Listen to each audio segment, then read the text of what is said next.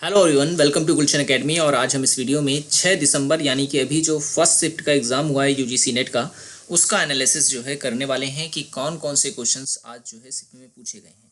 तो सबसे पहले उन स्टूडेंट्स को थैंक यू जो जिन स्टूडेंट्स ने जो है हमें ये टॉपिक्स भेजे हैं जो आज एग्ज़ाम में पूछे गए हैं। ठीक है, अगर आपका भी आने वाले समय में एग्ज़ाम होने वाला है तो आप भी जो है हमें कमेंट बॉक्स में अपने क्वेश्चंस को भेज सकते हैं, जिससे कि आगे के स्टूडेंट्स के लिए काफ़ी जो है हेल्प हो जाती है उनके लिए।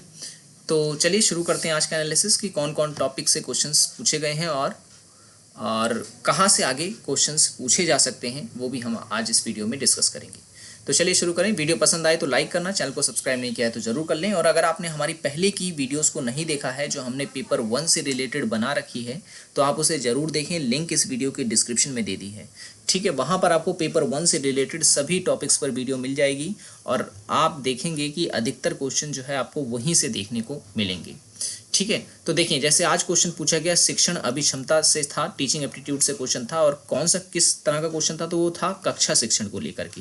ठीक है, कक्षा शिक्षण को लेकर के क्वेश्चन था। कौन सा क्वेश्चन था पर्टिकुलर तो नहीं पता, लेकिन आपको मैं बता दूं आपको क्या क्या तैयारी कर लेनी है अगर आपका एग्जाम जो है आने वाले समय में है तो देखिए, एक शिक्षक जो होता है वो शिक्षण कार्य से पूर्व जो है तैयारियां वगैरह करता है शिक्षण की। तो शिक्षण के लिए इसी कारण जो है शिक्षण की 3 अवस्थाएं जो हैं बताई गई हैं। एक होती है जिसे हम कहते हैं पूर्व तत्परता की अवस्था। ठीक है, पूर्व तत्परता की अवस्था। और फिर होती है अंत प्रक्रिया की अवस्था। और तीसरा होता है तत्परता के बाद की अवस्था। ठीक है, तत्परता के बाद की अवस्था। ठीक है, अब इसमें होता क्या है, देखिए पूर्व तत्परता की अवस्था में क्या होता है, इस अवस्था में जो शिक्षक होता है वो कक्षा से जाने से पूर्व जो है नियोजन का कार्य करता है। वो यहाँ पर प्लानिंग ये करता है कि उसे जो है कक्षा में क्या पढ़ाना है। ठीक है, और उसका शिक्षण उद्देश्य क्या रहेगा, पाठ्यक्रम का निर्धारण जो है वो भी वो यहीं पर करता है। और प्रस्तुतिकरण किस क्रमबद्ध तरीके से वो करेगा वो भी जो है वो पूर्व तत्परता की अवस्था में ही करता है। उसके बाद अंत प्रक्रिया की अवस्था में वो क्या करता है कि शिक्षक जो है वो विद्यार्थियों के मध्य संप्रेषण करता है, यानी बातचीत करता है उनसे, अंतक्रिया करता है, अंतक्रिया कह रहा हूँ मैं, क्रिया प्रतिक्रिया करता है और अपने विषय को जो है प्रस्तुत करता है छात्रों के समक्ष। और अगर विद्यार्थियों की कोई समस्या होती है तो उसका निदान करता है। तो ये कौन सी अवस्था में आ जाता है, तो ये अंत प्रक्रिया अवस्था में आ जाता है। तत्परता के बाद की अवस्था में क्या होता है, इस अवस्था में क्या होता है कि मूल्यांकन होता है।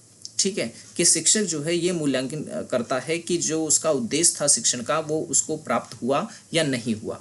ठीक है, और अगर उसको शिक्षण में किसी प्रकार की त्रुटि देखने को मिलती है तो वो क्या करता है, वो अपने शिक्षण के द्वारा जो व्यवहार है उसमें जो है परिवर्तन लाता है। ठीक है, तो ये 3 अवस्था जो होती हैं एक शिक्षक के लिए होती है जिसके तहत वो जो है कक्षा में शिक्षण करता है। तो यहाँ से क्वेश्चन पूछा गया था तो ये टॉपिक आपको समझना जरूरी था। अनुसंधान अभिक्षमता से कौन सा सवाल पूछा गया ये क्लियर नहीं है, ये किसी भी स्टूडेंट ने हमें नहीं भेजा है। ठीक है, हो सकता है कि कोई ऐसा क्वेश्चन हो जो काफ़ी बड़ा हो या समझने में थोड़ी डिफ़िकल्टी हुई हो, तो इसलिए जो है लगभग 6 से 7 स्टूडेंट ने कमेंट किया, लेकिन टीचिंग रिसर्च एप्टीट्यूड पे क्या पूछा गया ये नहीं बताया है। तो मैं आपको बता दूं, अगर आप रिसर्च एप्टीट्यूड पढ़ रहे हैं तो सबसे पहले जो है आपको टाइप्स ऑफ रिसर्च पढ़ लेना है। ठीक है, यानी कि अनुसंधान के प्रकार आपको पढ़ के जाने हैं। ठीक है, यहाँ से क्वेश्चंस बनते हैं और यहीं से ही बनने के चांसेस सबसे ज़्यादा हैं। ठीक है, तो आपको जो है अनुसंधान के प्रकार जो है वो पढ़ के जाने हैं। ठीक है, और उसके बाद परिकल्पना यानी हाइपोथेसिस। आप देखेंगे कि सेकंड शिफ्ट में यहाँ से क्वेश्चन जरूर बनेगा, या तो प्रकार से या तो परिकल्पना से। उसका भी एनालिसिस जो है मैं आपको लेके आऊँगा। इस वीडियो को लाइक जरूर करें, ठीक है, ताकि इतना पता चल सके कि आप इस तरह की वीडियोस पे इंटरेस्ट ले रहे हैं या नहीं ले रहे हैं। ठीक है, तो ये चीज़ आपको इसमें करनी है।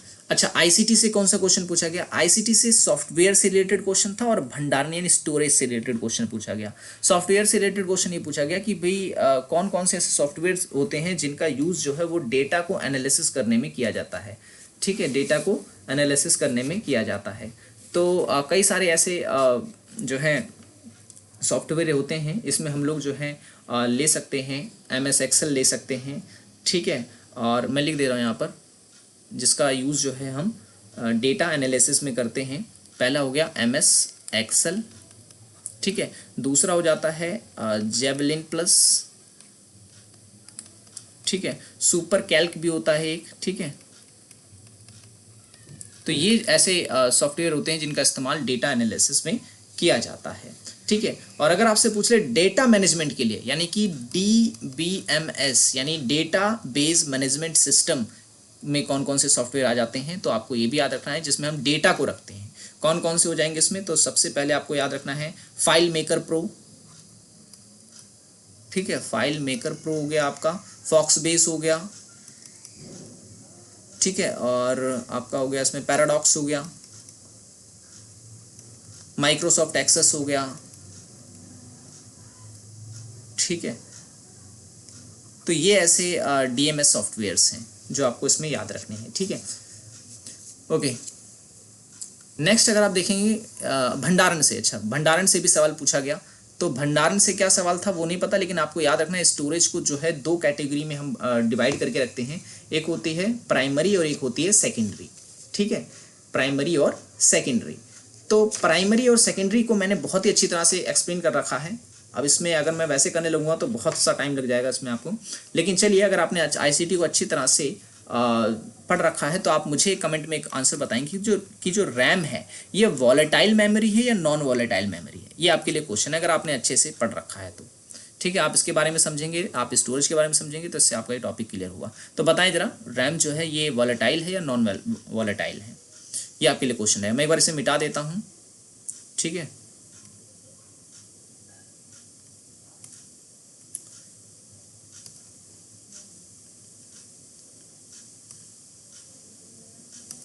चलिए नेक्स्ट अगर हम बात करें संचार की, तो संचार से जो क्वेश्चन पूछा गया वो पूछा गया था प्रभावकारी संचार को लेकर के, कि संचार को जो है किस तरीके से प्रभावकारी बनाया जा सकता है, ठीक है। तो इसमें भी मैंने आपको जो है विस्तार से बता रखा है। मैंने 4S की टेक्निक आपको बताई थी, 4S, ठीक है, जिसमें मैंने आपको बताया था, क्या क्या बताया था आपको। S का मतलब क्या क्या होता है, एक S का मतलब शॉर्टनेस होता है, ठीक है, शॉर्टनेस होता है। और एक सिंप्लिसिटी होता है, इसमें सेंसियरिटी होता है, और एक क्या होता है, एक मुझे अभी याद नहीं आ रहा है। तो बस इतना आपको याद रखना है। ये 4S के बारे में मैंने बताया था, और कम्युनिकेशन की और भी विशेषताएं मैंने बताई थी कि अगर प्रभावकारी शिक्षण जो है तभी हो सकता है जब उसमें ये गुण हो, ठीक है ना। तो अगर आपने वो वीडियो नहीं देखा है तो एक बार ज़रूर देख लें। और गणित तर्क शक्ति की अगर हम बात करें तो इसमें जो सवाल पूछे गए, यानी कि मैथमेटिकल रीजनिंग में मिसिंग नंबर जो है सबसे पहले आपको याद पढ़ के जाना है। मिसिंग नंबर में हो सकता है, देखिए अल्फ़ाबेटिकल सीरीज़ में दे सकता है, या फिर जो है आपको इसमें न्यूमेरिकल सीरीज़ में भी दे सकता है। जैसे अगर आपको दे दिया जाए E, फिर उसके बाद J, फिर O, फिर T, तो आगे बताओ क्या आएगा, ठीक है। तो ये सीरीज़ अगर इस तरीके से दे दी जाए तो आपको जो है इसमें बताना है कि भाई इसमें जो है Y आएगा। क्यों? क्योंकि देखेंगे आप, ये 5वें नंबर पे आता है अल्फ़ाबेट सीरीज़ में, ये 10वें नंबर पर, ये 15वें नंबर पर, ये 20 और ये 25वें नंबर पे आता है, ठीक है। तो Y इसका करेक्ट आंसर हो जाए। तो इस तरीके की जो है मिसिंग नंबर में दे सकता है, ठीक है ना, आपको कि कोई भी नंबर जो है मिस कर देगा और आपसे पूछेगा कि इसका आंसर क्या है। ट्रेन स्पीड से जो है क्वेश्चन पूछे जा रहे हैं, तो स्पीड आपको निकालनी आनी चाहिए। मैंने आपको बताया था अगर मैथमेटिकल क्वेश्चन आप UGC नेट के सॉल्व करना चाहते हैं तो आपका परसेंटेज अच्छे से क्लियर होना चाहिए, आपको रेशियो अच्छे से आना चाहिए, आपको एवरेज अच्छे से आना चाहिए, ठीक है। इन 3 टॉपिक्स पर आपकी पकड़ जो है बहुत अच्छी होनी चाहिए। और लॉस एंड प्रॉफिट, ठीक है ना, लॉस एंड प्रॉफिट। क्यों? क्योंकि ये 4 ऐसे टॉपिक्स हैं जो आपको अगर आते हैं तो आप जो है DI या फिर जो है मैथमेटिक्स के क्वेश्चन जो है ईजिली से सॉल्व कर पाएंगे आप, ठीक है। तो ट्रेन से क्वेश्चन जो है पूछा गया। चलिए 1-2 क्वेश्चन मैं आपको ट्रेन से भी करवा देता हूँ, बेसिक क्वेश्चन करवाऊँगा, ठीक है। जैसे कि अगर एक क्वेश्चन जैसे मैं ले लेता हूँ कि 100 मीटर की एक लंबी रेलगाड़ी जो है वो 20 किलोमीटर आवर की रफ्तार से चल रही है, तो एक प्लेटफॉर्म पे खड़े एक व्यक्ति को कितने समय में पार कर पाएगी। व्यक्ति को पार करने में उसे कितना समय लगेगा। तो हमें पता है टाइम जो निकालना होता है तो उसका फॉर्मूला होता है डिस्टेंस अपॉन में स्पीड, ठीक है ना। तो ये बेसिक फॉर्मूलेज आपको याद होने चाहिए, ठीक है। इसमें क्या पूछ रहा है कि एक 100 मीटर लंबी रेलगाड़ी जो है वो 20 किलोमीटर घंटे की रफ्तार से चल रही है, तो प्लेटफॉर्म पे खड़े एक व्यक्ति को कितने समय में पार करेगी, यानी कि समय इसमें पूछा जा रहा है। तो सबसे पहले हम इसमें क्या करेंगे, आप देखेंगे यहाँ पर कि मीटर में यहाँ पर दे रखा है और ये किलोमीटर में स्पीड दे रखी है। तो सबसे पहले हम चेंज करेंगे किसको, किलोमीटर को मीटर में। तो किलोमीटर को मीटर में चेंज करने के लिए हम क्या करते हैं, 5/18 से इसको जो है डिवाइड करते हैं। ठीक है, तो अगर मैं इसको इससे डिवाइड करूँगा तो कितना आ जाएगा, 20 को 5 से करूँगा तो कितना आ गया, 100/18। ठीक है ना। अब फॉर्मूला क्या कहता है, डिस्टेंस रखना है। डिस्टेंस कितना है हमारा, 100 था। ठीक है, और स्पीड जो है ये हमारी वो कितनी है, स्पीड हमने अब मीटर सेकंड में बदल ली थी, कितनी आई थी, 100/18। ठीक है, अब ये 18 जो है ये ऊपर चला जाएगा यहाँ पर, तो ये 100 से 100 कट जाएगा, बचा कितना, 18। टाइम कितना है, 18। तो 18 मिनट 18 सेकंड जो है वो लगेगा किसको, उस ट्रेन को, उस व्यक्ति को पार करने में। तो आपको अगर फॉर्मूले याद हैं तो आप इस तरह के क्वेश्चन कर पाएंगे, कोई टफ लेवल जो है नहीं दिया जाता। ठीक है ना, ईजी के क्वेश्चन होते हैं, बस आपका बेसिक जो है थोड़ा सा क्लियर होना चाहिए। जैसे कि एक क्वेश्चन मैं आपको और करके बता देता हूँ, ये क्वेश्चन भी जो है आपको, चलिए क्वेश्चन आपको खुद करना होगा कि एक रेलगाड़ी जो है जिसकी लंबाई दे रखी है 125 मीटर। ठीक है, 125 मीटर दे रखी है, यदि रेलवे के किनारे लगे किसी पेड़ को जो है वो 30 सेकंड में पार कर रही है। ठीक है, एक पेड़ है, उसको जो है वो 30 सेकंड में वो पार कर रही है। तो आपको बतानी है कि रेलगाड़ी की चाल क्या है, रेलगाड़ी की चाल क्या है। बहुत ही सिंपल क्वेश्चन है, स्पीड आपको बतानी है, और आज के क्वेश्चन में स्पीड ही पूछा गया था, और स्पीड का फॉर्मूला क्या होता है, डिस्टेंस अपॉन में टाइम। ठीक है, चलिए अब इसका आंसर आप मुझे कमेंट बॉक्स में बताएंगे।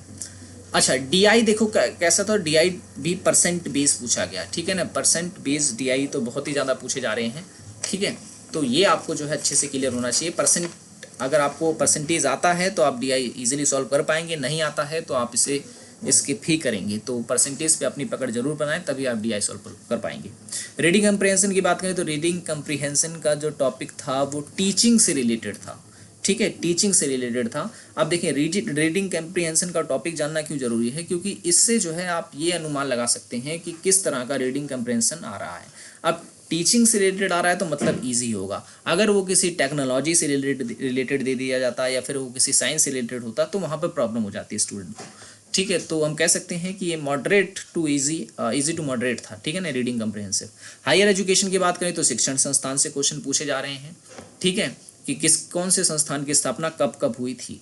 तो आपको इसमें और क्या करना है, इसमें आपको जो है कमेटियां याद कर लेनी है। सबसे पहले कौन सी कमेटी कब कब बनी थी और उनकी जो रिकमेंडेशन थी, जो सिफारिशें थी, वो क्या क्या थी। ठीक है, अब यहाँ से क्वेश्चन जो है आगे बन सकता है। इन्वायरमेंट की अगर हम बात करें तो इन्वायरमेंट में करंट बेस्ड क्वेश्चन आ रहे हैं। हालांकि मैंने करंट बेस्ड क्वेश्चन आपको करवाए थे, लेकिन इन्वायरमेंट से रिलेटेड नहीं करवाए हैं। ठीक है, इन्वायरमेंट से रिलेटेड नहीं करवाए हैं।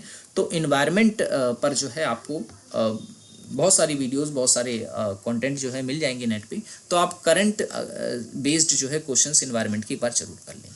ठीक है, यहाँ से क्वेश्चंस पूछे जा रहे हैं। तो आज का ये था पेपर का थोड़ा सा रिव्यू, जो जहाँ तक हमें पता चला क्वेश्चन पेपर के बारे में। और आगे भी हम जो है इस तरह की वीडियोस लेके आते रहेंगे। वीडियो पसंद आया हो तो लाइक जरूर कर देना। पेपर 1 की तैयारी कर रहे हैं तो आप हमारी वीडियोस को जरूर देखें, लिंक मैंने इस वीडियो की डिस्क्रिप्शन में दे दिया है। मिलेंगे अगली वीडियो में। Thanks for watching this video.